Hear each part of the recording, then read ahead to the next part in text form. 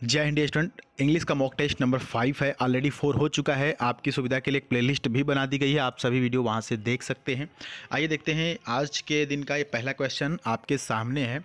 Synonym से आपको बताना है कि इस जो शब्द लिखा हुआ है आपके सामने संपटस, इसका सिनोनिम क्या होगा। 4 ऑप्शन आपके सामने हैं। आपको फिर से बता दें कि 20 क्वेश्चन के लिए 20 मिनट का टाइम मिलता है आपके एयरफोर्स में, लेकिन उसमें से 1 मिनट से भी कम एक क्वेश्चन पे आपको देना होता है। वो क्यों? क्योंकि आपके लिए जब पैसेज दिया जाता है ना, तो पैसेज को पढ़ने के लिए 2-3 मिनट एक एक्स्ट्रा आपको बचा के रखना होता है। ठीक है, तो यहाँ पर बताएंगे कि कौन सा ऑप्शन सही होगा।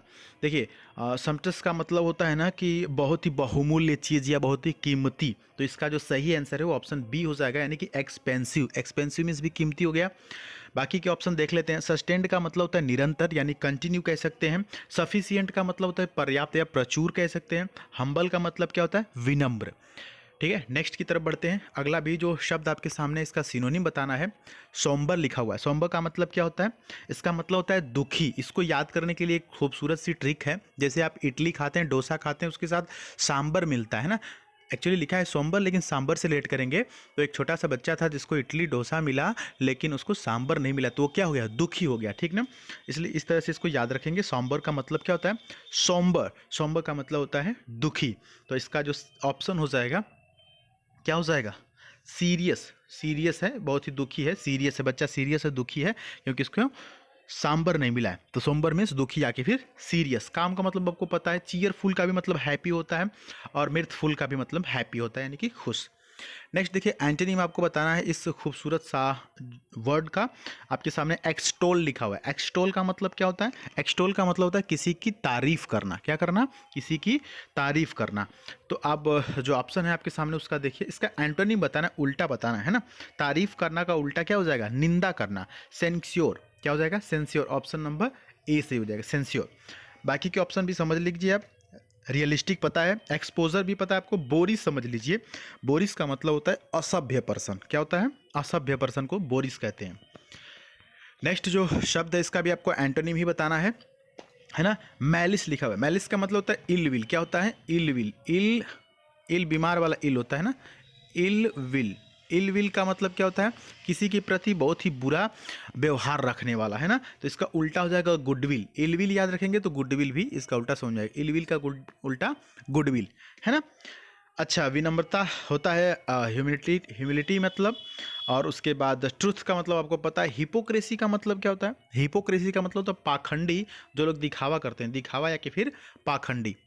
नेक्स्ट देखिए, ईडियम फ्रेज आपके सामने क्वेश्चन लिखा हुआ है कि अ डॉग्स ब्रेकफास्ट और अ डॉग्स डिनर, है ना। देखिए, होता यह है कि जो कुत्तों की बात हो रही है ना, डॉग्स की बात हो रही है, तो कुछ लोग पालतू रखते हैं अपने घर में। तो जो जो पालतू होते हैं उनको तो अच्छा खाना मिलता है, लेकिन जो फालतू होते हैं, मीन्स जो स्ट्रीट डॉग होते हैं, हालांकि वो फालतू नहीं है हम लोगों के लिए, तो वही शेर होते हैं ना। तो उनको बात करते हैं ना, उनके उनके भोजन की बात करते हैं। डॉग्स ब्रेकफास्ट और डॉग्स डिनर, जो लोग घूमते हैं, जो स्ट्रीट डॉग होते हैं, गलियों में घूमते हैं, उनके भोजन और उनके डिनर की बात करते हैं ना। उनके नाश्ता और डिनर की बात करते हैं। तो उनको नाश्ता कैसे मिलता है? घर में रोटी बच गई तो लोग फेंक देते हैं, है ना। तो क्या करते हैं? बहुत ही something which is very badly organise. कोई भी चीज़ बहुत ही बुरी तरह से ऑर्गेनाइज किया गया है। और अनटाइडी, अनटाइडी का मतलब होता है गंदे तरीके से, है ना। उसको खाना कैसे देते हैं गले के कुत्ते को? कोई जूठ उठ बचा हुआ है या कि फिर कोई रोटी बची हुई, तो उसको ऐसे गंदे तरीके से ज़मीन पे फेंक देते हैं, है ना। तो इसको क्या बोलते हैं? Something very badly organised or untidy. समझ में आ गई बात? जैसे मान लेते हैं कि आप कहीं पे गए निमंत्रण में अपने दोस्त मित्र के यहाँ, तो वहाँ पर खाना पीना जो जो उसकी व्यवस्था है बहुत ही गंदे तरीके से, वेरी बैडली ऑर्गेनाइज है। जो ऑर्गेनाइजेशन किया गया है वो बहुत ही बुरी तरीके से। तो आप कह सकते हैं कि यहाँ पर जो क्या है, अ डॉग्स ब्रेकफास्ट और अ डॉग्स डिनर है। ठीक ना। वैसे भी गांव में जो बफर सिस्टम, बुफे बोलते हैं उसको इंग्लिश में ना, गांव में तो बफर बोलते हैं। तो उसको लोग, जो पुराने ज़माने के लोग हैं, उसको कहते हैं कुकुर भोज, है ना। शायद आपने सुना होगा। तो इसीलिए वहाँ पर ये देखिए, ईडियम वहाँ से भी रिलेट करके याद कर सकते हैं। नेक्स्ट आपके सामने balloon goes up. Balloon goes up का मतलब क्या होता है? देखिए, गुब्बारा होता है ना, एक गुब्बारा जो मेले से खरीद के लाते हैं, उसमें गैस भरी होती है, तो हाथ से छूटती क्या होती है? आसमान में उड़ जाती है। तो क्या होता है इसका मतलब? Situation turning unpleasant serious. भाई, बच्चा गुब्बारा लिया हुआ था हाथ में, और लेकिन अचानक से, है ना, सिचुएशन टर्निंग अनप्लीजेंट, अचानक से उसके हाथ से छूटा और उड़ गया। इसका मतलब क्या हुआ? कोई भी ऐसी सिचुएशन है जो अचानक से क्या होती है? अनप्लीजेंट या सीरियस हो जाती है ना। आपने सोचा भी नहीं था उस चीज़ के बारे में, है ना। इसको बोलते हैं बलून्स गोज अप। नेक्स्ट देखिए, फिल इन द ब्लैंक से क्वेश्चन आपके सामने है। Meeting my school friends at a cousins house was a coincident. भाई मेरे दोस्त से मिलना मेरे कज़िन के घर पे क्या हुआ है, कोइंसिडेंट था। तो कैसा कोइंसिडेंट था? एक रीजनेबल था मतलब तार्किक था? नहीं नहीं, गलत बात है। फ्रेश मतलब ताज़ा, ये भी गलत है। रिमोट का मतलब क्या होता है? एक तो रिमोट होता है जो आपको टीवी और अपने डीटीएच और डिश के सामने लगाते हैं, वो कि रिमोट हो गया। दूसरा एक रिमोट होता है ना कि दूर दराज का एरिया, कह सकते हैं कि ये बहुत रिमोट है। रिमोट मीन्स बहुत दूर दराज का एरिया है जहाँ पर बहुत ही ज़्यादा सुविधाएं न हो, दैट इज़ रिमोट एरिया कह सकते हैं, है ना। तो यहाँ पर जो सही आंसर है वो ऑप्शन नंबर बी है, रिमार्केबल। रिमार्केबल का मतलब यादगार। जो हमारे दोस्त के साथ मिलना हुआ, कोइंसिडेंट हुआ उसका कजिन के घर पे, वो एक यादगार मिलना हुआ। ठीक है, ऑप्शन बी सही है। नेक्स्ट है, I was dash by the callous. Callous का मतलब क्या होता है? Insensitive attitude of the hotel staff and decided to leave. तो भैया हुआ ये कि जो हमारे जो होटल स्टाफ के जो लोग थे वो हमारे साथ कैसा व्यवहार किए, है ना, बहुत डिस्गस्ट, क्वाइट डिस्गस्ट व्यवहार किए, है ना। डिस्गस्ट मतलब नहीं कहते हाउ डिस्गस्टिंग, मतलब छी छी, मतलब गंदा व्यवहार किए, जिसकी वजह से क्या हुआ, हमने डिसाइड किया लीव इट, छोड़ने का, होटल छोड़ने का। स्टाफ जो बुरा व्यवहार किए उसकी वजह से हमने होटल छोड़ने का क्या किया, डिसाइड किया। ऑप्शन सी से हो जाएगा, क्वाइट डिस्गस्ट। क्लियर।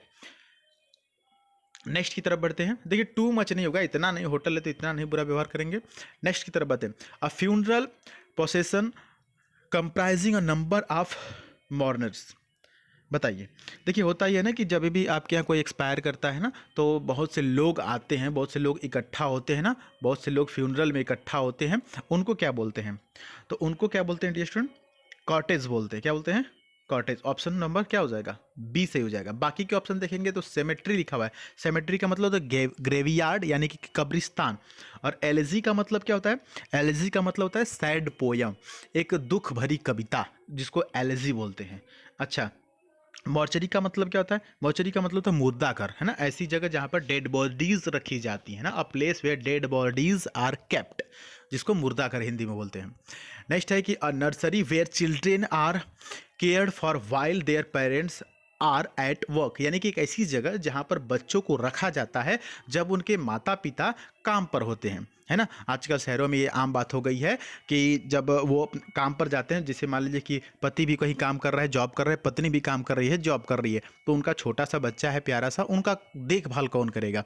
तो उसके लिए एक जगह बनाई गई है, उसको क्या कहते हैं एक शब्दों में? चिल्ड्रेंस हाउस नहीं कहते हैं, ये ऑप्शन डी गलत है। ठीक है। अच्छा, डोरमेट्री नहीं बोलते। डोरमेट्री उसको बोलते हैं ना जहाँ पे एक ऐसी प्लेस होती है जहाँ पर आराम विश्राम और विश्राम करने के लिए बनाया होता है ना, ट्रैवल वगैरह में आप लोग यूज़ करते हैं, डोरमेट्री उसको बोलते हैं। कई लोग वहाँ पे आराम करते हैं, विश्राम करते हैं।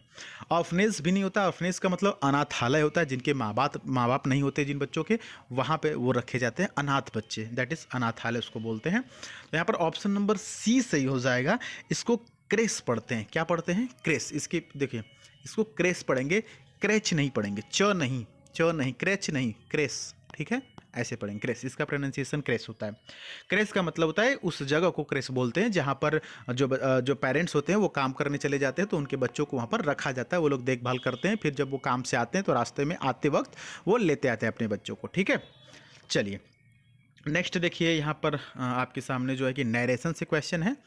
The manager said to me comma inverted comma do you want to go to Mumbai for your internship. बताइए। अब देखिए इस ऐसे इतने भारी भरकम क्वेश्चन को देख करके डरना नहीं है। डू यू वांट को समझेंगे यहाँ पर ना। डू यू वांट एक कौन सा है? सिंपल प्रेजेंट है ना, तो इसको किस में चेंज करेंगे? सिंपल पास्ट में चेंज करेंगे। तो डू यू वांट है ना, तो सिंपल पास्ट क्या हो जाएगा? वो आपका सेकेंड फॉर्म वांटेड हो जाएगा। तो देखते हैं कि देखिए यहाँ पर हैड वांटेड लिख दिया, गलत हो जाएगा। आई वांट, ये भी गलत हो जाएगा ना। अब देखिए अब कहानी क्या समझ में आती है। ऑप्शन नंबर ए में देखते हैं। हाँ, whether whether I want to go, want ये भी गलत है, वांट कर दिया, तो ऑप्शन बी से हो जाएगा। द मैनेजर सेड टू को आस्क्ड में चेंज किया। मी कामा नोटेड कामा की जगह इफ या वेदर लगा सकते हैं, या तो इफ या तो वेदर, तो सब में वेदर लगाया तो वेदर ही देख लेते हैं। आई, ठीक ना, यू को चेंज कर दिया आई के अनुसार, यहाँ पर मी के अनुसार, है ना। जी हाँ, उसके बाद wanted to go to Mumbai for, my को योर को माई कर दिया इंटर्नशिप। ठीक ना, ऑप्शन बी सही है। क्लियर। नेक्स्ट क्वेश्चन की तरफ बढ़ लेते हैं। अगला देखिए लिखा हुआ है the boss told Satish that the matter would soon be resolve and asked him if he had anything more to say. अब आपको बताना है कि इसका क्या होगा, नरेशन क्या होगा, इनडायरेक्ट। ये इनडायरेक्ट लिखा हुआ है क्या? जी हाँ, इनडायरेक्ट लिखा हुआ है। डायरेक्ट इसका क्या होगा? तो देखिए, डायरेक्ट से इनडायरेक्ट बनाना आसान होता है, लेकिन इनडायरेक्ट से डायरेक्ट में जाना थोड़ा सा मुश्किल होता है। इसके लिए आपको ऑप्शन का हेल्प लेना पड़ेगा। तो देखिए, कहानी ऐसे समझेंगे ना, जैसे हैड लिखा हुआ है, क्या लिखा हुआ है, हैड लिखा हुआ है ना। तो एक चीज़ समझिए कि जब हैड के साथ थर्ड फॉर्म आता है तो वो पास्ट परफेक्ट हो जाता है, लेकिन सिर्फ एक ही हैड रहे तो उसको क्या मानते हैं, हैज़ हैव वाला हैड, है ना। जैसे मेरे पास एक किताब है ना, तो आई हैव अ बुक, वो वाला हैव हैड, ठीक है। तो इसको सिंपल पास्ट मानते हैं। तो जब ये इनडायरेक्ट में सिंपल पास्ट है तो डायरेक्ट में क्या रहा होगा, सिंपल प्रेजेंट रहा होगा ना। तो क्या हो जाएगा यहाँ पर, ठीक है, ये चीज़ ध्यान देंगे, सिंपल प्रेजेंट हो जाएगा। एक चीज़ यहाँ से समझेंगे। दूसरा देखिए, वुड लिखा हुआ है। जब नरेशन में यहाँ पर जब इनडायरेक्ट में वुड है तो डायरेक्ट में विल रहा होगा, ठीक है। तो यहाँ पर देखिए ऑप्शन सी तो पहले काट देंगे, इज लिखा हुआ है। और इसमें देखते हैं वुड, इसमें वुड हीट दिया हुआ है डायरेक्ट, ये भी गलत हो जाएगा। अच्छा, इसमें विल दिया है बी और ए में, ए और बी में देखिए इसमें विल दिया है, तो यही दोनों में से कोई सही होगा। और भी कहानी मिला लेते हैं, जैसे हमने हैड का बताया था, तो देखिए डिड यहाँ पर दिया हुआ है ना, ऑप्शन बी में डिड है, समझिए। तो डिड तो सिंपल पास्ट हुआ ना, तो ये भी गलत हो जाएगा क्योंकि सिंपल प्रेजेंट हमें चाहिए। तो डू यू हैव, यहाँ पर देखिए सिंपल प्रेजेंट है, तभी ने इसको सिंपल पास्ट में चेंज किया है, और विल है तभी इसको वुड में चेंज किया है। तो यहाँ पर कहानी ये समझ में आती है कि sir ji option number A को मारिए मोहर, लगाइए ठप्पा, ए सही है। क्लियर।